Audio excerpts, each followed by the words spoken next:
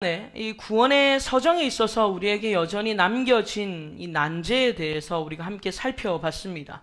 여러분, 구원이라는 것은요, 하나님 편에 서면 참 쉬운 건데, 이 구원이라는 것이 우리의 못난 편에 서면 구원만큼 힘든 게 없습니다.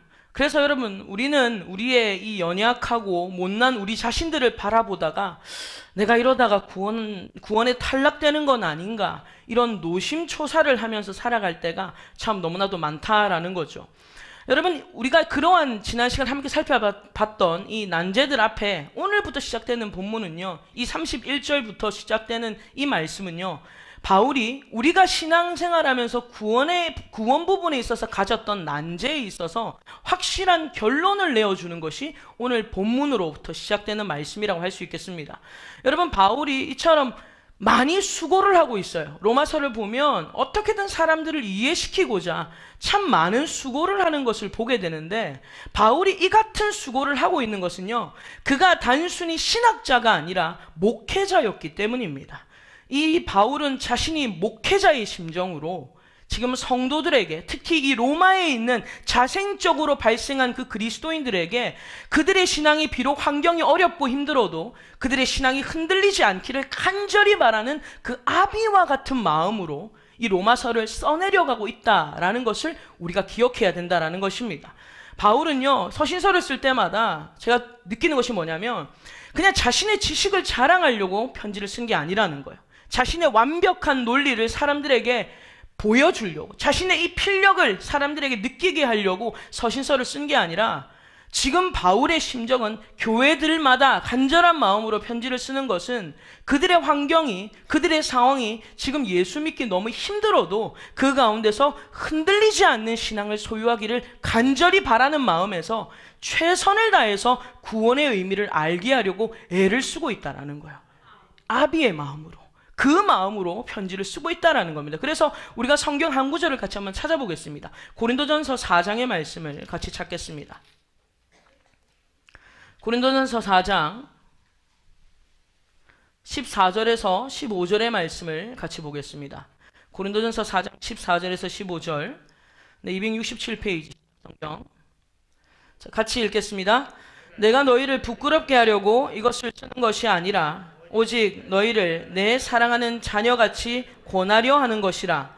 그리스도 안에서 1만 스승이 있으되 아버지는 많지 아니하니 그리스도 예수 안에서 내가 복음으로써 너희를 낳았음이라. 아멘. 여러분, 이처럼 이 바울은요, 이 자신의 이 마음이 마치 누구의 심정과 같다? 아비의 심정과도 같다는 거예요. 자신은 아비의 심정으로 각 교회를 대하고 있다라는 것을 이 바울이 항상 얘기를 하고 있는 겁니다. 그래서 바울은요, 그 아비의 심정으로 어떻게든 교회마다 성도들에게 이 하나님의 말씀 또한 그 구원의 진리를 알게 하려고 얼마나 구체적이게 설명하는지 몰라요. 그리고 얼마나 철저한 논리로 구원을 진술하려고 노력하며 애를 쓰는지 모릅니다. 근데 그것뿐만이 아니에요. 바울은요, 그 다음 16절을 같이 보시겠어요? 16절 같이 읽습니다. 그러므로 내가 너에게 권하노니 너희는 나를 본받는 자가 되라. 아멘. 바울은 그냥 구원의 좋은 진술들만 하고 있는 것이 아니라 바울은 먼저 자기가 삶으로 그것을 보여줬다라는 거예요. 여러분, 누군가에게 여러분 저를 본받으십시오 라고 말하는 게 쉬울 것 같습니까? 절대 쉽지 않습니다. 제가 청년들한테도 그런 말 해본 적이 없어요. 너희들은 나를 본받으라. 본받으면 안 될 것 같아가지고 제가 청년들한테도 그런 얘기를 해본 적이 없어요. 여러분, 누군가에게 나를 본받으라 라고 말을 한다는 것이 참 쉬운 일이 아닙니다. 그러나 바울은 자기가 이 구원의 여정에 있어서 또 여러 가지 하나님의 말씀의 진리에 있어서 이 하나님의 백성들을 이 이단의 진리에서부터 지켜내고 또 그들로 하여금 성장하게 하려고 얼마나 구체적이게 애를 쓰는지 몰라요. 그런데 그것만 한 것이 아니라 삶으로 모본을 보였다라는 거예요. 여러분, 그 이유가 무엇이겠습니까? 아비의 마음이었기 때문입니다. 만약에 스승의 마음이었으면 그냥 가르치면 끝나는 거예요. 그런데 아비의 마음이었기 때문에 본을 보일 수밖에 없고 그 안타까운 마음에서 여러분 편지를 그렇게 쓰고 있다라는 거예요. 오늘 어버이 주일이었는데 우리 청년들이 저에게 이제 다가올 스승의 주일을 미리 땡겨서 저에게 오늘 또 서프라이즈 파티를 해주더라고요. 또 자기들끼리 열심히 머리를 써서 저를 어디다 묶어놓고 자기들끼리 준비를 해서 저를 불러서 짜잔 또 이렇게 해줬어요. 매년마다 해주는 거기 때문에 제가 어느 정도 낌새는 차리고 있었어요. 얘네들이 뭘 하고 있구나 이런 거를 좀 눈치를 대충 채고 있었는데, 얘네들이 오늘 제가 딱 들어갔더니 상을 하나 차려놓고 거기다 케이크를 놔둔 거예요. 이 케이크에 제 얼굴이 박혀 있어요. 보여드리고 싶은데 그러지 못해서 참 안타깝습니다. 혹시 보시고 싶으면 예배 마치고 저 따라오세요. 그래서 제가 보여드릴게요. 제 얼굴이 박힌 케이크 있어요. 그런데 그 주변에 돈 지폐를 말아가지고 옆에다가 이렇게, 여러분 받아보셨습니까? 혹시 자녀분들에게 지폐를 많이 말아가지고 거긴 5만 원짜리도 몇 장 있고요. 돈 얘기하니까 봐요. 또 10,000원짜리도 있고요, 5,000원짜리도 있고 막 1,000원짜리도 얼마나 많은지 몰라요. 그래서 제가 케이크도 케이크인데 돈 쉐알리느라고 얼마인가. 그래서 제가 기분이 되게 좋아가지고 앉아서 이제 생일이 아니라 그 스승의 날 파티를 해주는데 얘기가 잘 안 들려요. 빨리 돈을 풀어보고 싶어가지고 얼마인지. 그런데 알고 봤더니 가짜 돈이었어요. 그런데 그 가짜 돈 안에 뭐가 있었냐면 애들이 저에게 편지를 써준 거예요. 그러니까 싫어할 수가 없잖아요. 사실 마음은 실망 안 했는데 안에 편지를 쓴 거예요. 저에게 편지를 써서 목사님 또 감사하다고 이런저런 얘기를 해주는데, 그 가운데 우리 청년들이 저에게 해주는 참 많은 얘기 중에 하나가 뭐냐면, 이건 제 자랑 시간이에요. 그래서 안 입고 오시면 귀 닫으시면 됩니다. 청년들이 항상 저에게 그런 얘기를 많이 해줘요. 목사님은 항상 말씀을 가르쳐 주시고 또 열심히 말씀을 살아내려는 본을 보여주셔서 감사합니다. 그런 얘기를 해주더라고요. 근데 여러분, 말씀을 살아냈다는 게 아니라 살아내려고 노력하는 거예요. 그게 감사하다 이 말이에요. 그래서 여러분, 제가 그게 더 감사한 거예요. 목사님은 이래서 좋고 저래서 좋고 보다 말씀을 고민하고 말씀을 살아내려고 노력하는 것이 저희들에게 참 본이 되어 좋습니다라는 그 말이 얼마나 감사한지 몰라요. 오늘 저와 여러분들도 우리가 말씀대로 다 살아내지 못해도, 그러나 말씀을 붙잡고 살아내려는 이 노력들이 분명히 하나님의 감동 가운데 누군가에게 작용되는 은혜가 있을 줄로 믿습니다. 그래서 여러분, 이 노력들을 우리가 계속해서 해 나가야 된다라는 거예요. 여러분, 이처럼 바울은요, 자기를 본받으라 라고 말하면서 성도들을 향하여 아비의 마음으로 말씀을 가르치고 있다라는 거예요. 여러분, 우리가 오늘 말씀을 좀 살펴보기 전에 우리가 바울에게서 본받아야 될 부분을 한 가지만 오늘 같이 한번 먼저 살펴보고 오늘 본문을 들어가겠는데요. 우리가 본받아야 될 바울의 모습 중에 하나는 뭐냐면, 바울은 성도들을 자녀와 같이 대했는데, 여러분, 우리가 본받아야 될 게 뭐냐면, 자녀들로 하여금 우리가 어떻게 되냐면 아이들이 질문을 품게 해야 된다라는 거예요. 질문을 품게 하고 질문만 가지게 하는 것이 아니라, 부모는 어떤 역할을 해야 되냐면 아이들이 가진 그 질문을 함께 고민하고 최선을 다해서 풀어주려고 노력해야 된다라는 거예요. 이것이 바울에게서 우리가 본받아야 될 점이라는 것입니다. 여러분, 대부분 부모님들은요, 자녀들이 질문하는 것을 즐거워하지 않습니다. 조금 귀찮아하죠. 아니면 부모님들은 자녀들에게 질문을 얘기하기, 넌 네 생각은 어때? 라고 물어보기보다 오히려 자녀들에게 너 부모 무조건 말 들어야 돼, 이렇게 일방적인 지시를 할 때가 훨씬 더 많아요. 여러분, 자녀들이 궁금증을 갖는 것을 이상하게 생각하시면 안 됩니다. 아이들이 무언가에 대해서 호기심을 가지고 궁금증을 가지는 것을 우리가 이상하게 생각하거나 귀찮은 나머지 너무 무시해서는 안 된다라는 거예요.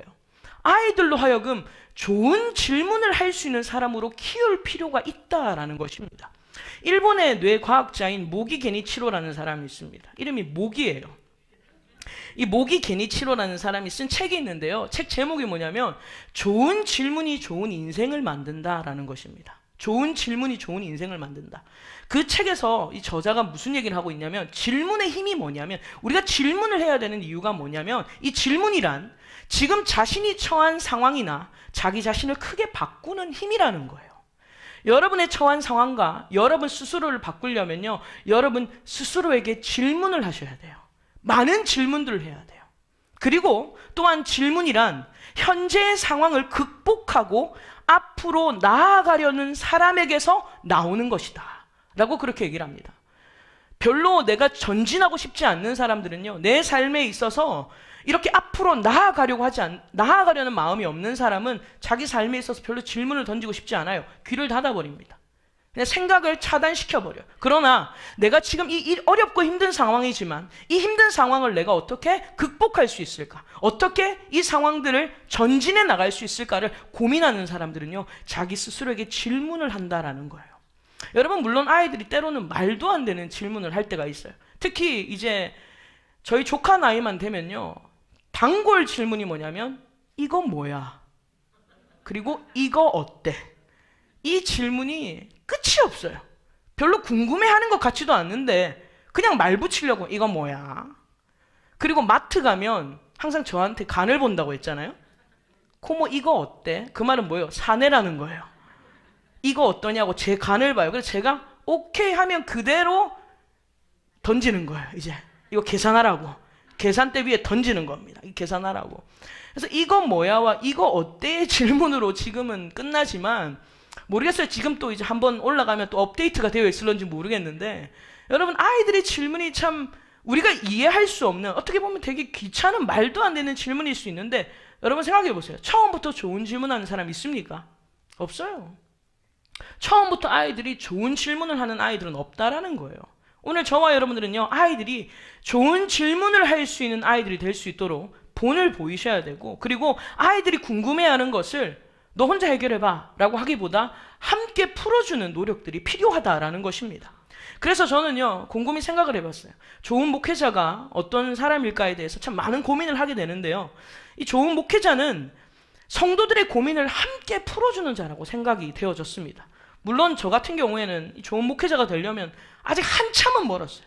근데 그래도 제가 성도들의 편에서 여러분들이 가진 고민이나 여러분들이 가진 아픔들을 가능한 제 수준에서, 그래도 가능한 여러분들의 입장과 수준에서 헤아리려고 많은 노력들을 합니다. 근데 정말 쉬운 일은 아니더라고요.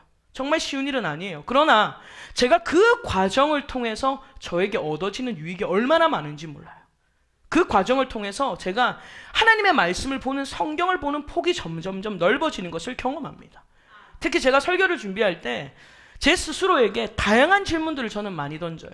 저는 그냥 오늘 말씀을 읽고 그냥 이렇게 전해야지 하는 것이 아니라 이렇게도 스스로에게 던져보고, 그럼 이렇게 생각하면 어떨까? 이렇게 생각하면 어떨까? 아주 다양한 관점과 수준에서 질문을 던져봅니다. 말씀을요, 잘 이해하는 사람도 있지만 말씀을 이해하는 게 좀 더디한 사람도 있지 않겠습니까? 그래서 이렇게도 생각해보고 또 이 편에서 생각해보다 보니까 제 스스로에게 여러분 말씀을 깨닫는 수준이 더 넓어지는 것을 경험하게 되는 거예요. 이 질문을 던짐으로써 이러한 고민들을 통해서 오히려 제가 더 많은 은혜를 누리고 있는 것에 대해서 얼마나 감사한지 모릅니다. 여러분, 이처럼 제가 이 얘기를 드리는 이유가 뭐냐면, 우리가 지금 8장까지 로마서를 읽고 함께 살펴보고 있는데, 여러분, 우리가 지금까지 로마서를 살펴보면서 제가 깨달은 것이 뭐냐면요, 바울은 자신의 편지를 읽고 있는 이 로마에 있는 그리스도인들이 품을 수 있는 여러 가지 질문들, 여러 가지 난제들을요, 그냥 던져버리지 않고 그것을 가지고 끊임없이 함께 고민하고 풀어오고 있다는 것이 이 로마서의 흐름이라는 것을 알게 됐어요. 예를 한 가지 들어보겠습니다. 여러분, 로마서 5장을 한번 찾아보시겠어요? 로마서 5장에 보면요, 한 가지만 예를 드는 겁니다. 로마서 5장 20절에 보면 이런 말씀이 있어요. 246페이지에 보면 같이 읽어보겠습니다. 율법이 들어온 것은 범죄를 더하게 하려 함이라. 그러나 죄가 더한 곳에 은혜가 더욱 넘쳤나니. 자, 여러분, 바울이 어떤 진술을 쭉 하면서 어떤 결론에 이르게 되었냐면, 율법이 들어온 것은 범죄를 더하게 함이라. 이 말은 우리가 율법이 와야 우리가 죄라는 것을 깨닫지 않습니까? 그래서 바울은 그러나 죄가 더한 곳에는 뭐가 더하더라? 은혜가 더하더라는 거예요. 여러분, 내가 죄인인 걸 아는 만큼 하나님의 은혜가 큰 걸 깨달아요. 근데 내가 죄인인 걸 자각하지 못하는 사람이 하나님의 은혜를 가볍게 여기는 겁니다. 근데 내가 얼마나 죄인인지를 처절히 깨닫는 사람이 하나님의 은혜를 귀하게 여길 줄 알더라는 거예요. 바울은 그런 차원에서 설명을 하는데, 바울이 곰곰이 생각해 보는 겁니다. 이런 말을 던졌을 때 분명히 이런 반응이 오겠다. 어떤 반응이냐면, 그렇다면 은혜를 더하려고 죄를 더 지어야 되나? 이런 생각을 하는 사람이 있을까요, 없을까요? 있어요. 있죠. 저 같은 쓰레기들은 그런 생각들을 합니다. 말씀, 그러면 죄를 좀 더 지어야 되겠구나. 죄를 더 지어야 은혜를 더 알겠구나. 이렇게 생각할 수 있다는 거예요. 바울이 그것을 생각했다는 겁니다. 여러분 6장 보십시오. 6장 1절 같이 읽겠습니다. 그런즉 우리가 무슨 말을 하리요? 은혜를 더하게 하려고 죄에 거하겠느냐? 여러분, 바울은요, 이처럼 로마 교회 성도들에게 편지를 쓰면서 그냥 내가 할 말만 쭉 쓰고 점을 딱 찍은 게 아니라 편지를 쓰면서도 이거는 바울이 좀 생각할 때 이거 헷갈릴 수 있겠다. 이 로마 교회 성도들이 조금 난제일 수 있겠다. 이 부분은 조금 어려울 수 있겠다라는 부분들을 놓치지 않고 계속해서 질문하며 여러분 진술해 나가는 것이 로마서의 화법이라는 것을 제가 발견했어요.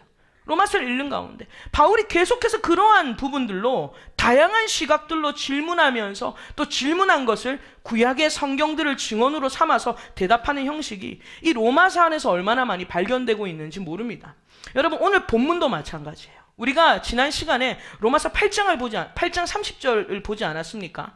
여러분, 이 구원의 서정이라고 했어요. 8장 30절에 보면 또 미리 정하신 그들을 또한 부르시고 부르신 그들을 또한 의롭다 하시고 의롭다 하신 그들을 또한 영화롭게 하셨느니라. 여러분, 이 구원의 서정을 살펴보면서 우리에게 난제가 생긴다는 것을 우리가 지난 시간에 알게 됐습니다. 왜 그렇습니까? 여러분, 이 구원의 서정을 보니까 예지, 예정, 소명, 칭의, 영화, 이 단계가 앞으로 되어질 것이 아니라 이미 예수 그리스도 안에서 완성되었다라는 것을 우리가 확인했어요. 이것을 완료형이라고 했어요. 앞으로 너희가 성화를 어떻게 이루는지 내가 좀 지켜보고 너에게 영화를 주겠다가 아니라 영화롭게 하셨느니라. 이미 여러분 종지부가 찍혀진 겁니다. 여러분, 이렇게 되고 나니까 사람들이 어떤 생각을 한다고 그랬어요? 어떤 난제가 발견된다고, 어떤 난제가 생긴다고 했냐면 이 하나님께서 구원을 다 이루셨다. 그래서 우리의 구원은 하나님의 계획이 바뀌지 않는 이상은 우리의 구원이 취소될 리가 없다라고 얘기를 했을 때 이것에 대해서 반대의 의견을 가지는 사람들이 어떤 난제를 던졌습니까? 아니, 성경에도 구원에 있어서 탈락할 가능성이 있다라는 성경 구절들이 여기저기 나온다 라는 난제를 던졌어. 그런 질문들을 했고, 또 다른 질문이 무엇이었냐면 구원이 이미 완성되었다고 말하니까 거봐라, 그래서 성도들이 막 사는 거 아니냐, 성도들이 이토록 그냥 구원 준다 그러니까 그냥 자기 마음대로 게으르게 나태하게 살아도 전혀 아무 지장 없는 것 아니냐 하면서 여러분 그렇게 난제를 던지는 자들이 있었다라고 우리가 지난 시간에 함께 살펴봤습니다. 여러분, 그러한 질문들, 그러한 의문들을 우리가 자꾸 생각하다 보면요, 우리 마음속에 구원을 얻으면 분명히 안전하다고 했는데 이 안전했던 우리의 마음이 자꾸 그런 의문들의 난제에 잡히면요, 안전한 자리에서 불안전한 자리로 자꾸 가게 되는 거예요. 그래서 우리가 자꾸 어디에 집중하냐면 하나님이 구원을 이루셨다라는 것에 대해서 집중하지 않고 부족하고 못난 내 모습에 다시 흔들리는 겁니다. 그러면서 어떤 생각을 해요? 나 같아도 내가 하나님이라도 나 같은 사람은 구원 안 하겠다. 이렇게 쓸모없는 사람을 무슨 소용이 있어서 나 같은 사람을 구원하겠냐. 하루 조석같이 마음이 변하고 오늘 은혜 받았다가 저녁에 집에 가서 화를 벌컥 내버리는 이 나같이 쓸모없는 사람을 나 같아도 구원하지 않겠다.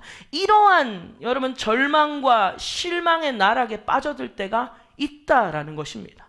여러분, 이러한 난제들 앞에 오늘 본문부터 31절부터 바울이 던지는 게 뭐냐면 그 난제에 대한 확실한 대답을 주는 거예요.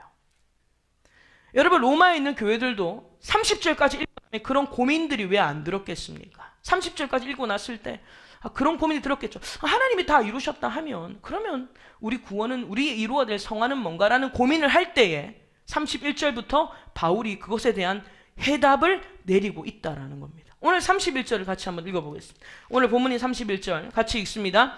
그런즉 이 일에 대하여 우리가 무슨 말 하리요? 만일 하나님이 우리를 위하시면 누가 우리를 대적하리요? 아멘. 여러분, 이 대답은요, 지금 바울이 성도들에게 어떤 가능성을 묻고 있는 게 아니에요. 너희들 이렇게 될 가능성이 몇 %인 것 같으냐? 이걸 질문하는 게 아닙니다. 바울은 어떤 가능성을 묻고 있는 것이 아니라 지금 31절 이 일에 대하여 우리가 무슨 말하리요? 만일 하나님이 우리를 위하시면 누가 우리를 대적하리요? 이거는 가능성을 묻고 있는 게 아니라 바울은요 지금 100% 확신 속에 대답을 하고 있는 겁니다. 다시 말씀을 드리면 우리가 영화롭게 됨에 있어서 이 하나님의 뜻을 변경시키고 계획의 차질을 일으키고 하나님의 이 목적을 철회시킬 수 있는 대적이 과연 누가 있는가 하면 아무도 없다는 거예요.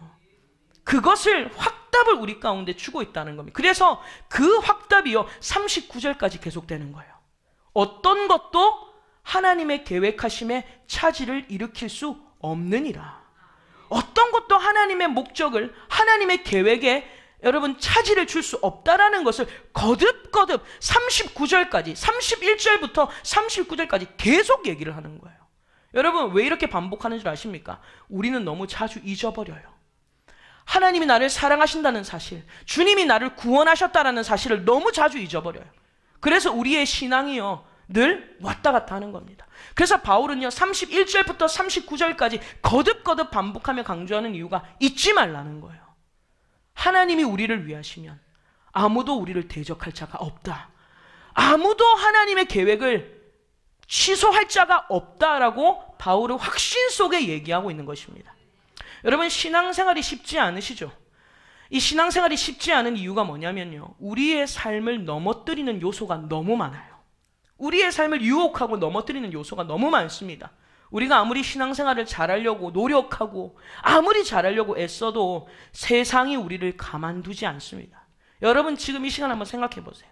여러분들이 앞으로 전진하려고 하고 신앙생활을 좀 잘해보려고 하는데 지금 여러분의 발목을 잡는 요소가 뭔지를 한번 생각해 보십시오. 여러분들로 하여금 이 신앙을 전진하지 못하게 하는 요소가 뭔지를 한번 생각해 보세요. 돈이나 명예나 권력이나 관계나 질병이나 중독이나 여러분 이런 것들이 우리로 하여금 하나님께 가까이 하지 못하도록 우리를 넘어뜨리고 방해하는 요소들, 여러분 이러한 요소들이요 얼마나 많은지 모릅니다. 그런데 더 무서운 것은 뭐냐면 이러한 요소들을요 사용하는 자가 있다라는 거예요. 여러분 우리가 에베소서 6장의 말씀을 다시 한번 찾아볼까요? 에베소서 6장 12절의 말씀을 같이 읽겠습니다. 신약 성경 316페이지고요. 에베소서 6장 12절의 말씀 같이 한 절 읽겠습니다. 우리의 씨름은 혈과 육을 상대하는 것이 아니요 통치자들과 권세들과 이 어둠의 세상 주관자들과 하늘에 있는 악의 영들을 상대함이라. 아멘. 여러분 우리로 하여금 신앙을 발목 잡는 요소들이 있는데 이 요소들을 사용하는 자들이 있다는 거예요. 이 요소를 잡고 누구냐면 방금 읽었던 에베소서 6장 12절에 보니까 어둠의 세상 주관자들이라는 거예요. 하늘에 있는 악한 영들이라는 거예요. 이 하늘에 있는 악한 영들이 여러분 돈이나 명예나 권력이나 이런 관계나 질병이나 중독, 우리의 연약한 것을 얼마나 잘 아는지 그런 것을 이용해서 우리의 발목을 잡는 거예요. 하나님께 가까이 하지 못하도록 우리로 하여금 자꾸 삐걱거리게 만드는 겁니다. 나 이제부터 예수 잘 믿어봐야지. 나 오늘부터 은혜 받았으니까 나 이제부터 신앙생활 이번 주부터 잘해봐야지 하면 꼭 우리의 약점을 건드려요. 집에 가면 말로 누가 건드려요. 누군지는 여러분 집에 가셔서 확인하십시오. 오늘 은혜 받았을 때 집에 가면 꼭 말로 약점을 건드려요. 그리고 또 생각지도 않았던 문제가 빵 터집니다. 돈 문제라든지 여러 가지 문제들이 우리의 삶 가운데 막 터져요. 왜 그런지 아세요? 마귀는 우리의 약점을 너무 잘 알아요. 우리가 어디에 약한지를 너무 잘 아는 거예요. 은혜 받은 것을 쏟아버리게 하는 것에 있어서 마귀는 기가 막히게 잘 알아요. 여러분 우리가 이 악한 상대, 이 악의 상대를요 힘을 절대 무시해서는 안 됩니다. 마귀는 우리의 약점을 얼마나 잘 아는지 예수님께서 베드로에게 뭐라고 한지 아세요? 여러분 베드로가 예수님께 예수님 저는 누가 뭐래도 저는 절대 예수님 부인 안 합니다. 그랬을 때 예수님이 누가복음 22장 31절에 이렇게 말씀하셨어요. 시몬아 시몬아 보라 사탄이 너희를 밀 까부르듯 하려고 요구하였다. 여러분 밀 까부르는 것이 뭐 어려워요? 마치 사탄이 우리를 그렇게 가지고 논다는 거예요. 아무리 베드로가 주님 저는 그럴 일 없습니다. 쟤는 그래도 저는 아니에요. 얼마나 자신만만한지 몰라요. 그런데 그러고 말하자마자 바로 저는 예수 몰라요. 바로 뒤돌아서서 부인했던 자가 베드로였어요. 왜? 베드로의 약점을 이 마귀가 너무나도 잘 알았다라는 거예요. 그래서 여러분 이 어둠의 세력을요 절대 만만하게 보시면 안 됩니다. 어둠의 영들의 세력을 절대 만만하게 보시면 안 돼요. 악의 세력들이 얼마나 강한지, 그래서 바울이 뭐라고 말했냐면 너희는 하나님의 전신갑주를 입으라 그랬어요. 전신갑주라는 것은요, 머리부터 발끝까지 다 무장해야 된다는 거예요. 우리는 마귀를 이기려면요, 머리부터 발끝까지 무장을 해야 이길까 말까예요. 머리부터 발끝까지 다 무장을 해. 그 정도로 악한 세력이 강하다라는 것을, 엄청난 상대라는 것을 우리 가운데 말씀해 주고 있는 것입니다. 그런데 여러분, 오늘 본문에서 바울이 뭐라고 말합니까? 31절에 보면 만일 하나님이 우리를 위하시면 누가 우리를 대적하리요?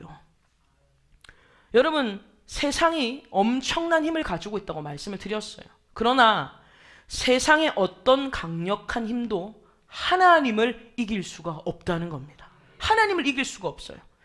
여러분, 우리가 이겨내지 못하는 죄들 여러분 있으시죠? 아무리 내가 노력해도 이겨내지 못하는 죄들이 우리 가운데 있어요. 근데 기억하십시오.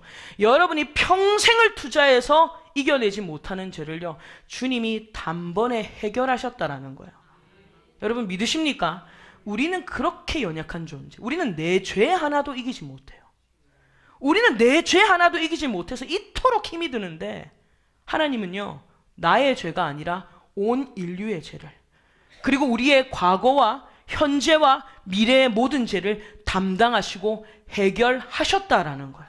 그리고 예수님께서 십자가에 달리실 때 뭐라고 하셨어요? 내가 다 이루었다. 주님이 내가 다 이루었다. 이것이 헬라어로 테텔레스타이라고 하는데, 예수님께서 십자가에서 다 이루셨다라는 것은 그냥 어느 것 중에 하나를 다 이루신 게 아니라 어느 것 하나 빠짐없이 다 이루었다라는 뜻이에요. 내가 다 이루었다. 예수님은 누군가의 죄만 부분 용서하신 게 아니라 온 인류의 죄를 빠짐없이 단번에 해결하셨다라는 것입니다.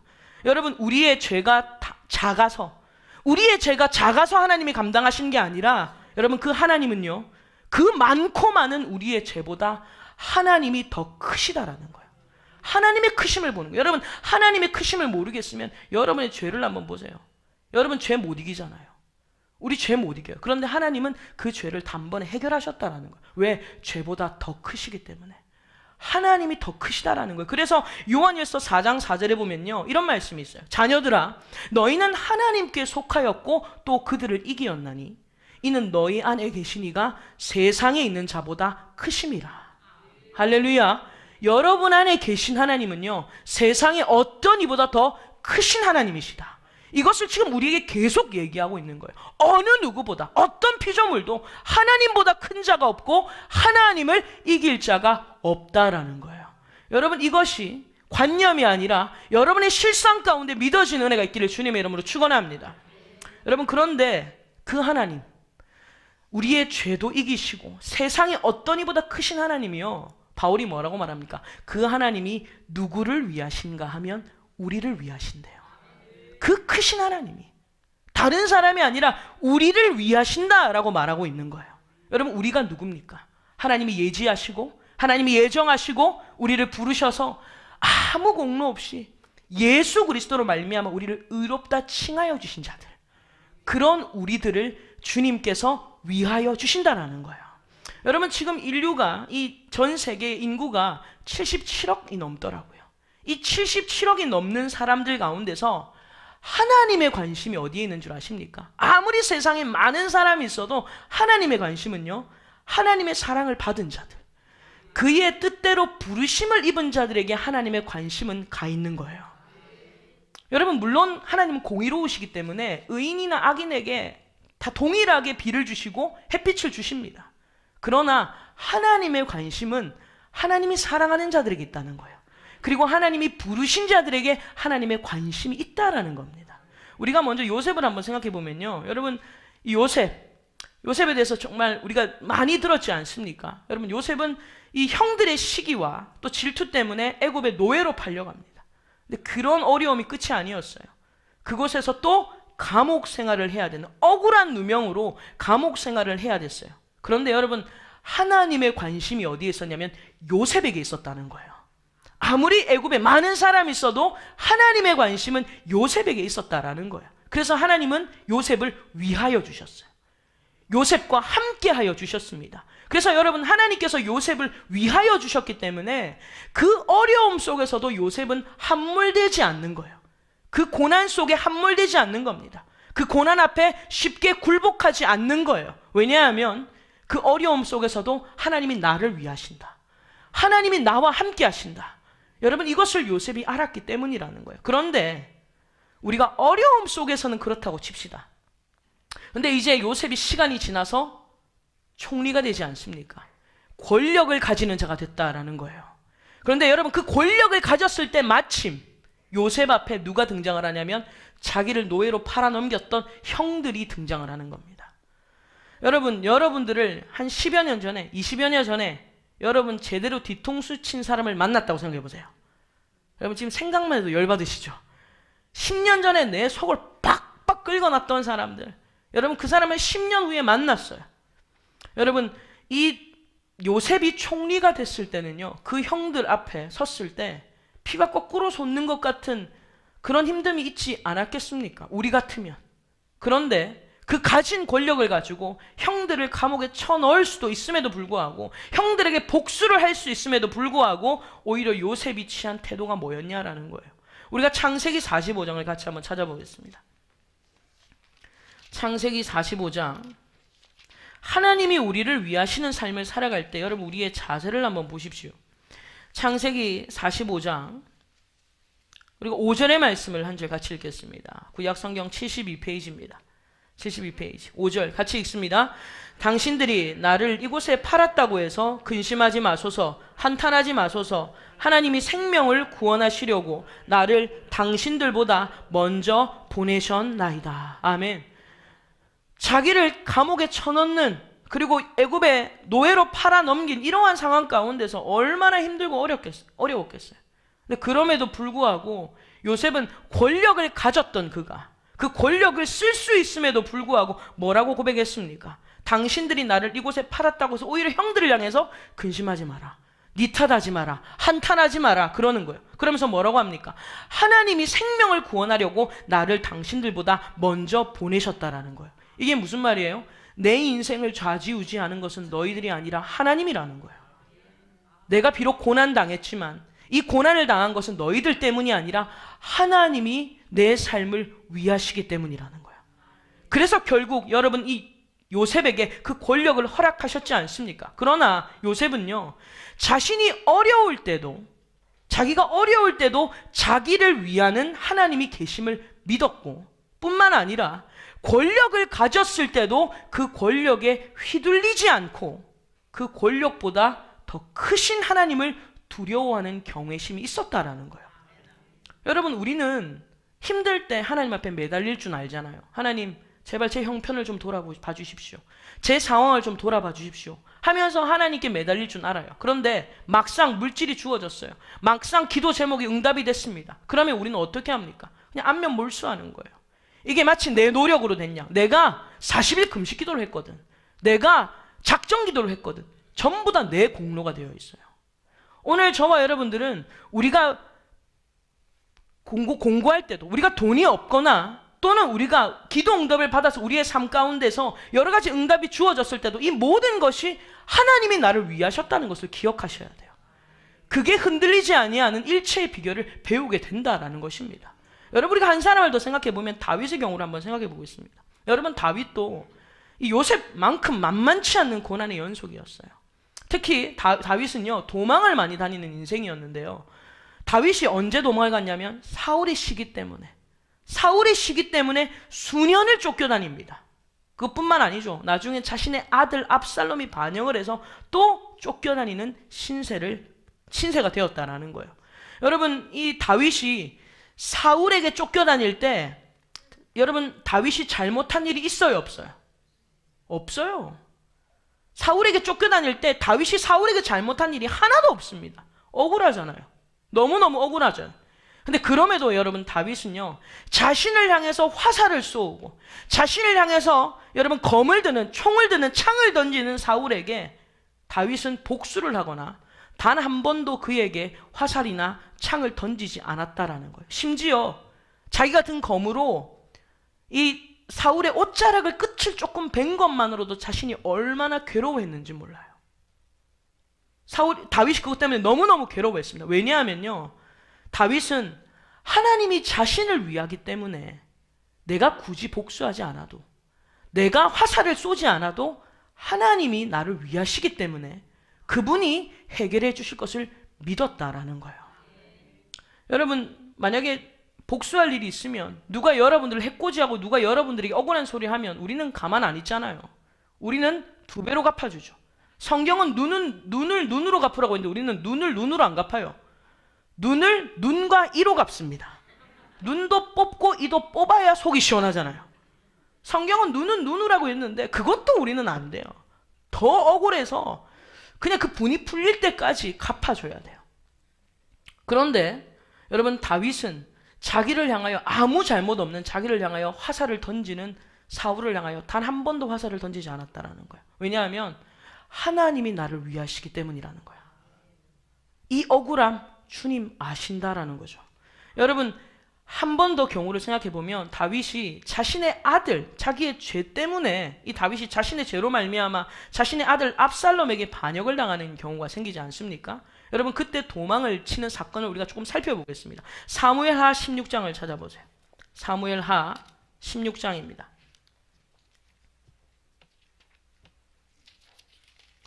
사무엘하 16장 5절에서 우리가 8절을 먼저 읽을까요? 489페이지 구약 성경입니다. 사무엘하 16장 5절에서 8절 같이 읽겠습니다. 다윗 왕이 바울임의 이름에 거기서 사울의 친족 한 사람이 나오니 게라의 아들이요 이름은 시므이라. 그가 나오면서 계속하여 저주하고 또 다윗과 다윗 왕의 모든 신하들을 향하여 돌을 던지니 그때의 모든 백성과 용사들은 다 왕의 좌우에 있었더라. 시므이가 저주하는 가운데 이와 같이 말하니라. 피를 흘린 자여, 사악한 자여, 가거라, 가거라. 사울의 족속의 모든 피를 여호와께서 내게로 돌리셨도다. 그를 이어서 내가 왕이 되었으나 여호와께서 나라를 내 아들 압살롬의 손에 넘기셨도다. 보라, 너는 피를 흘린 자이므로 화를 자초하였느니라 하는지라. 아멘. 여러분, 이 말씀을 보면요, 지금 다윗이 압살롬의 반역 때문에 도망을 갈 때 지금 사울의 친족이었고 평소에 다윗을 미워했던 자가 있는데 이름이 뭐냐면 시므이예요. 시므이라는 사람이 다윗을 쫓아옵니다. 쫓아오면서 다윗에게 계속 욕을 하는 거예요. 그리고 저주를 퍼붓는 겁니다. 여러분, 계속 쫓아오면서 저주를 퍼부어요. 그럼 여러분, 만약에 누가 여러분 쫓아오면서 욕하면 여러분 어떠겠어요? 기분만 나쁘겠어요? 권사님 오늘 마치고 한번 만날까요? 밖에서 어떻게 하시는지. 여러분, 우리는 가만 안 있죠. 누가 쫓아오면서 막 욕하면, 막 운전하다가도 여러분 누가 옆에서 욕하면 기분이 안 좋아요. 기분이 안 좋아요. 저 미국에 있을 때도 이렇게 운전을 하다가 옆에 있는 이 젊은 애들이 저도 젊지만 죄송합니다. 이 젊은 애들이 지나가다가 이렇게 손가락으로 욕을 해요. 미국에는 손가락으로 욕을 하거든요. 그러면 갑자기 열이 확 받아요. 그래서 막 차를 가지고 쫓아가고 싶습니다. 가서 내가 저 인간 손가락을 분질러 버리고 싶은 마음이 막 생겨요. 여러분, 근데 다윗이 뭐라고 하는지 한번 보세요. 9절 한번 보세요. 9절 같이 읽겠습니다. 수르야의 아들 아비새가 왕께 여짜오되 이 죽은 개가 어찌 내 주 왕을 저주하리이까? 청하건대 내가 건너가서 그의 머리를 베게 하소서 하니. 여러분, 이 다윗의 군대 장관이었던 아비새가 열이 받은 거예요. 자기가 더 열받은 거예요. 감히 우리 왕을. 그래서 왕한테 저 죽은 개 만도 못한 것을 내가 가서 확 베버릴까요? 확 죽여버릴까요? 그렇게 다윗에게 얘기를 하는 겁니다. 여러분, 그때 다윗이 이런 얘기를 하는 거예요. 그 다음 우리가 10절부터 보겠습니다. 10절부터 12절 같이 읽습니다. 왕이 이르되 수르야의 아들들아, 내가 너희와 무슨 상관이 있느냐? 그가 저주하는 것은 여호와께서 그에게 다윗을 저주하라 하심이니 내가 어찌 그리하였느냐 할 자가 누구겠느냐 하고, 또 다윗이 아비새와 모든 신하들에게 이르되 내 몸에서 난 아들도 내 생명을 해하려 하거든. 하물며 이 베냐민 사람이랴. 여호와께서 그에게 명령하신 것이니 그가 저주하게 버려두라. 혹시 여호와께서 나의 원통함을 감찰하시리니 오늘 그 저주 때문에 여호와께서 선으로 내게 갚아주시리라 하고. 아멘. 여러분, 이렇게 대답하실 수 있겠냐라는 거예요. 다윗은요, 자기를 향하여서 저주를 퍼부는, 네가 피를 그렇게 많이 흘려서 네가 그렇게 잘못하고 범죄하더니 네 아들 그 꼴 났구나 하면서 여러분 욕을 하고 저주를 퍼부으니까 여러분 얼마나 속상하게 생각해 보세요. 여러분 자녀가 잘못했을 때 누가 여러분한테 와서 어휴 자녀 꼬라지가 저게 뭐냐고 교육을 저따구로 시켜서 네가 그렇게 고생하는 거라고. 여러분 그런 얘기 들으면 어떠십니까? 지금도 막 열이 받으신 것 같아요. 이미 얼굴들이. 가만 못 있죠. 그런데 다윗이 뭐라고 얘기합니까? 놔두라는 거예요. 놔두라는 거예요. 내 아들도 지금 내 생명을 해하려고 하는데 내가 누구를 나무라겠냐라는 거예요. 여러분 다윗은요 지금 굉장한 부끄러움을 당하고 있는 겁니다. 자기를 따르는 추종자들 앞에서 엄청난 부끄러움을 당하고 심지어 자신을 향해서 이 저주를 퍼부어도 여러분 하나님 앞에 그 자신의 마음이 겸손해지고 낮아지는 것을 보는 이유가 뭐냐면 다윗은요 하나님이 나를 위하심을 알았다라는 거예요. 저 사람이 내 자존심 긁어놔도, 저 사람이 지금 나를 부끄럽게 만들어도, 그러나 저 사람들의 소리 때문에 내 인생이 무너지는 게 아니라 내 인생은 하나님 손에 달려있다는 거예요. 여러분 누가 여러분들에게 자존심 상하는 소리하고 누가 여러분들의 마음을 확 긁어놓는 소리를 할 때 우리는 갚아주려고만 하죠. 근데 여러분의 인생은 그 사람들의 소리 때문에 움직여지는 인생이 아니라는 거예요. 하나님이 위하시는 사람들이에요. 여러분 믿으세요? 하나님이 나를 위하신다라는 거예요. 그래서 다윗은 자기가 자존심이 상하고 지금 자기가 완전히 낮아지는 그러한 가운데서도요 그것을 감수하는 이유가 뭐예요? 하나님이 나를 위하시면, 혹시 하나님이 나를 긍휼히 여기시면 하나님께서 나에게 선으로 갚아주실 것이다. 여러분 이것이 다윗이 믿었던 하나님의 모습이라는 것입니다. 그래서 우리가 시편을 보면요 이 다윗이 하나님을 얼마나 많이 노래하는지 몰라요. 우리가 몇 군데만 좀 찾아보겠습니다. 시편 27편을 같이 찾겠습니다. 시편 27편, 우리가 1절에서 3절을 먼저 볼까요? 820페이지입니다. 구약성경 820페이지, 시편 27편 1절에서 3절의 말씀 같이 읽겠습니다. 여호와는 나의 빛이요 나의 구원이시니 내가 누구를 두려워하리요? 여호와는 내 생명의 능력이시니 내가 누구를 무서워하리요? 악인들이 내 살을 먹으려고 내게로 왔으나 나의 대적들 나의 원수들인 그들은 실족하여 넘어졌도다. 군대가 나를 대적하여 진칠지라도 내 마음이 두렵지 아니하며 전쟁이 일어나 나를 치려 할지라도 나는 여전히 태연하리로다. 아멘. 여러분 1절에 보면요 다윗은요 먼저 하나님이 누구인지를 인식하는 거예요. 하나님이 누구더라. 고난 가운데서 여러분 가장 첫 번째 하셔야 되는 게 뭐냐면 하나님이 누군지를 질문하셔야 돼요. 하나님이 누구시지? 하나님이 누구시지? 고난 가운데 하나님이 누구신지를 인식해야 돼요. 그래서 여러분 다윗은요 여호와는 나의 빛이다, 나의 구원이다, 내가 누구를 두려워하리요? 여호와는 내 생명의 능력이시니 내가 누구를 무서워하리요? 여러분 이처럼 다윗은 하나님이 누군지를 질문하고 있어요. 하나님이 누구신지를 인식하고 있는 겁니다. 그래서 3절에 보면요 군대가 나를 대적하여 진칠지라도 내 마음이 두렵지 아니하며 전쟁이 일어나 나를 치려 할지라도 나는 여전히 태연하리로다. 하나님이 누구인지를 알게 되면요 여러분의 마음에 안정이 찾아오는 거예요. 그 마음에 요동함이 없이 안연함을 가질 수 있다라고 고백하는 것입니다. 한 구절 더 찾아볼까요? 시편 18편입니다. 시편 18편 우리가 1절에서 3절의 말씀을 보겠습니다. 1절에서 3절 같이 읽겠습니다. 나의 힘이신 여호와여 내가 주를 사랑하나이다. 여호와는 나의 반석이시요 나의 요새시요 나를 건지시는 이시요 나의 하나님이시요 내가 그 안에 피할 나의 바위시요 나의 방패시요 나의 구원의 뿌리시요 나의 산성이시로다. 내가 찬송받으실 여호와께 아뢰리니 내 원수들에게서 구원을 얻으리로다. 아멘. 여러분 이 18편의 다윗은요 자신을 원수의 손에서 그리고 사울의 손에서 건져주신 나를 이 같은 고백을 했다라고 기록을 하고 있지 않습니까? 여러분 우리가 어려움을 당할 때 하나님이 누구인지를 생각하셔야 돼요.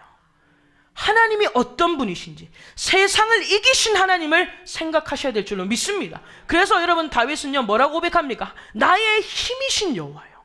그리고 2절에 보여 여호와는 나의 반석이시다, 나의 요새시다, 나를 건지시는 분이고 그분은 누구의 하나님이 아니라 나의 하나님이다. 여러분 하나님이 나의 하나님으로 경험되는 은혜가 있기를 주님의 이름으로 축원합니다. 다윗의 하나님이 아니라 나의 하나님이에요. 그래서 어려울 때마다 여러분 상황들이 여러분들을 삼키려고 할 때마다 그때 여러분들 뭐 하셔야 되냐면 하나님이 누구신지를 질문해야 돼요. 내 스스로에게 하나님이 누구시지? 하나님이 누구시지? 아 하나님은 나의 힘이다, 하나님은 나의 빛이다, 그분은 나의 반석이다, 그분은 나의 요새시다. 여러분 이 하나님을 묵상할 때에 여러분 안에 어둠들이 떠나갈 줄로 믿습니다. 두려움들이 떠나간다라는 거예요. 그래서 여러분 쭉 내려와서 16절부터 보세요. 16절부터 19절 같이 읽겠습니다. 그가 높은 곳에서 손을 펴사 나를 붙잡아 주시며 많은 물에서 나를 건져내셨도다. 나를 강한 원수와 미워하는 자에게서 건지셨으며 그들은 나보다 힘이 세기 때문이로다. 그들이 나의 재앙의 날에 내게 이르렀으나 여호와께서 나의 의지가 되셨도다. 나를 넓은 곳으로 인도하시고 나를 기뻐하심으로 나를 구원하셨도다. 아멘. 여러분 17절에 보면요, 이 원수가 나보다 힘이 뭐하더라? 세더라는 거예요. 오늘 저와 여러분들 원수가 우리보다 힘이 세다는 걸 잊으시면 안 돼요. 절대 여러분 내 힘으로 할 수 있다, 절대 안 돼요 여러분. 그런데 그럼에도 불구하고 다윗이 마음이 안연해지고 이겨낼 수 있었던 것이 뭐예요? 하나님을 묵상한 겁니다. 원수보다 더 큰, 우리의 대적보다 더 큰 하나님을 묵상했다라는 거예요. 그 하나님을 떠올렸다라는 거예요. 자기 스스로에게 하나님이 누구인지 질문을 던졌다라는 것입니다. 여러분 그때 그 능력의 하나님이 우리를 건져주신다라는 거예요. 우리를 두려움에서, 염려에서, 걱정에서, 불안해서 건져주시는 거예요. 여러분 우리가 살아가다 어려운 문제를 만나면요, 괜히 그 걱정이 우리를 삼킬 때가 있어요. 근데 그 걱정은요, 꼬리에 꼬리를 물어요. 그래서 우리를 더 걱정하게 만들고 근심하게 만들고 좌절하게 만들고 실망하게 만들어요. 이렇게 되면 어떡하지? 이렇게 되면 어떡하지? 아직 일어나지도 않은 일 앞에 우리는 늘 염려합니다. 걱정해요. 이렇게 되면 어떡하지? 여러분 그때 이렇게 되면 어떡하지 생각하지 마시고 그때 하나님을 떠올리셔야 돼요. 하나님이 누구시더라? 나의 하나님이 누구시더라? 여러분 이걸 떠올리셔야 된다는 거예요. 우리 마지막으로 이사야 40장을 찾겠습니다. 마지막으로 이사야 40장 26절에서 31절입니다. 이사야 40장 26절에서 31절입니다. 자, 같이 1015페이지 구약성경 같이 읽겠습니다. 너희는 눈을 높이 들어 누가 이 모든 것을 창조하였나라 보라. 주께서는 수요대로 만상을 이끌어내시고 그들의 모든 이름을 부르시나니 그의 권세가 크고 그의 능력이 강함으로 하나도 빠짐이 없느니라. 야곱아 어찌하여 내가 말하며 이스라엘아 내가 이르기를 내 길은 여호와께 숨겨졌으며 내 송사는 내 하나님에게서 벗어난다 하느냐. 너는 알지 못하느냐? 듣지 못하였느냐? 영원하신 하나님 여호와 땅끝까지 창조하신 이는 피곤하지 않으시며 곤비하지 않으시며 명철이 한이 없으시며 피곤한 자에게는 능력을 주시며 무능한 자에게는 힘을 더하시나니 소년이라도 피곤하며 곤비하며 장정이라도 넘어지며 쓰러지되 오직 여호와를 앙망하는 자는 새 힘을 얻으리니 독수리가 날개치며 올라감 같을 것이요 다른 박질하여도 곤비하지 아니하겠고 걸어가도 피곤하지 아니하리로다. 아멘. 할렐루야. 여러분 믿으세요? 여러분 26절을 보십시오. 너희는 눈을 어떻게 해라? 높이 들으라는 거예요. 여러분 눈을 높이 들으라는 이유가 뭐예요? 지금 눈이 어디로 향하고 있는 거예요? 땅을 보고 있는 거예요. 여러분 문제가 올 때, 염려가 올 때, 불안이 올 때 여러분들 눈이 높이 들어져요? 아니면 땅으로 쳐져요? 땅으로 쳐지죠. 자꾸 땅의 것 보게 돼요. 돈이 없으면 없을수록 자꾸 땅의 것 보게 되고 상황이 힘들면 힘들수록 자꾸 땅의 걸 보게 돼요. 그때 뭐라고 합니까? 하나님께서 눈을 높이 들으라는 거예요. 눈을 높이 들으라는 거예요. 오늘 저와 여러분들 눈을 높이 들기를 주님의 이름으로 축원합니다. 힘들고 어려울 때일수록요 눈을 높이 들어야 돼요. 눈을 높이 들으라는 것은 눈만 높이 들고 있으라는 게 아니에요. 눈 10원 떡 떠가지고 흰자만 보이게 있지 마시고 그런 의미가 아니라 눈을 높이 들라는 게 뭐예요? 누구를 바라보라는 거예요? 하나님을 바라보라는 거예요. 하나님이 누구지? 지금 내 상황은 죽을 것 같은데 이 상황 가운데 하나님은 누구지? 하나님이 누구시더라? 하나님을 질문하라는 거예요. 여러분 그래서 주님께 우리가 눈을 들 때에 하나님을 바라볼 때에 여러분 그 하나님께서 그 무한한 하나님께서 피곤한 자에게 능력을 주시고 그리고 무능한 자에게 힘을 주신다고 약속하고 있다라는 거예요. 여러분 26절이 뭐라고 합니까? 너희는 눈을 높이 들어 누가 이 모든 것을 창조하였나 보라. 하나님은 창조주 하나님입니다. 여러분에게 힘이 없어도요, 여러분에게 능력이 없어도 하나님은 창조하실 수 있는 거예요. 그래서 우리가 하나님을 바라보면 그 창조의 하나님이 우리 안에 없는 것을 만들어 주시는 거예요. 그분이 우리 하나님이라는 것입니다. 근데 여러분 한번 생각해 보세요. 어저께 곰곰이 생각해 보세요. 어저께 곰곰이 생각해 봤어요. 아니 피곤한 자에게는 쉼을 주시지, 아니면 피곤한 자에게 잠을 주시지, 오히려 능력을 주신다. 그리고 또 뭐라고 해요? 무능한 자에게는 기술을 좀 주시지. 근데 하나님이 뭘 주신다? 힘을 주신다는 거예요. 여러분 한번 생각해 보세요. 피곤한 자에게는 쉼이나 잠이 더 필요할 것 같은데 주님은 오히려 능력을 주시겠대요. 지금 현재는 이 사회는 피로 사회입니다. 얼마나 사회가 사람을 피곤하게 하는지 목회자도 덩달아 피곤해요. 피곤한 애들 바라보고 있으면 같이 피곤해집니다. 그래서 여러분, 우리는 가급적이면 가능하면 쉬고 싶어요. 여러분 그렇지 않으세요? 조금만 기회가 있으면 우리는 눕고 싶어하고 쉬고 싶어하는 게 지금 우리 시대의 모습입니다. 그런데 하나님은 우리에게 피곤한 자에게 힘을 주시는도다 하지 않고 피곤한 자에게 뭘 주시는도다? 능력을 주신다라는 거예요. 이유가 뭡니까? 우리는 믿음의 경주에 다른 박질을 해야 돼요. 쉬고 퍼지고 앉아 있을 게 아니라 우리는 믿음의 경주에 다른 박질을 해야 돼요. 우리의 거룩함을 향한 싸움은 끝나지 않았습니다. 성화를 향한 싸움은 끝나지 않았어요. 그래서 우리는 힘을 추구하려고 하기보다 성화를 온전하게 이루기 위해서 전능하신 하나님의 능력을 사모해야 돼요. 그래서 여러분 주님 앞에 자꾸 나와야 되는 이유가 하나님 저 쉼 좀 주세요. 물론 여러분 쉼이 잘못됐다는 건 아니에요. 우리가 충분히 쉬어야 에너지를 얻죠. 그러나 더 사모해야 되는 것은 하나님의 능력입니다. 하나님의 능력이 와야 돼요. 그것이 우리의 모든 피곤함을 이기게 한다라는 것입니다. 그리고 뭐라고 했어요? 무능한 자에게 뭘 더 주신다? 힘을 더 주신대요. 여러분 사람이 무능하면요 무기력해지기가 쉬워요. 사람이 할 수 있는 것이 있을 때는 막 신이 나고 살맛이 나죠. 그런데 자기가 할 수 있는 것이 없으면 살아갈 힘을 잃어버립니다. 내가 뭐 이거 해봤자 뭐하나. 할 수 있는 게 없으면 힘을 잃어버려요.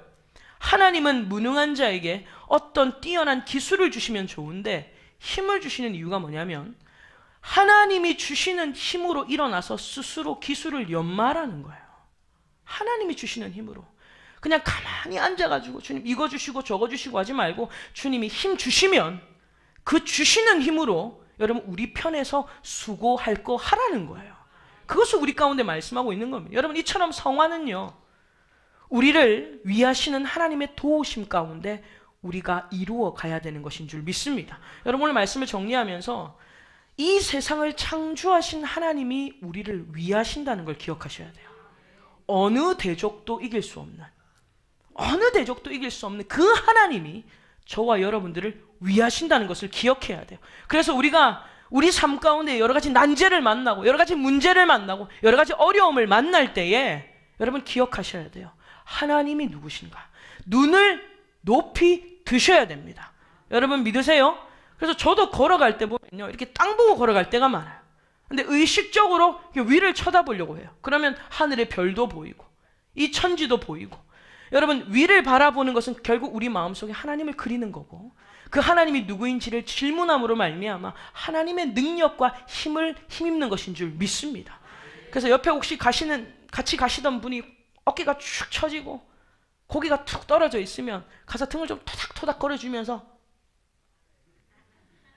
제가 우리 청년들에게 자주 하는 말이고요. 위를 좀 보라고. 제가 자주 하는 말이에요. 위를 보라고. 그럼 사람들이 또 돈 떨어지나 싶어서 여러분 위를 바라보셔야 돼요. 하나님을 바라볼 때 그 하나님이 저와 여러분들을 건져주시는 그 은혜가 여러분의 삶에 매일 일어나시기를 주님의 이름으로 축원합니다. 우리 주님께 영광의 박수 올려드리겠습니다. 할렐루야.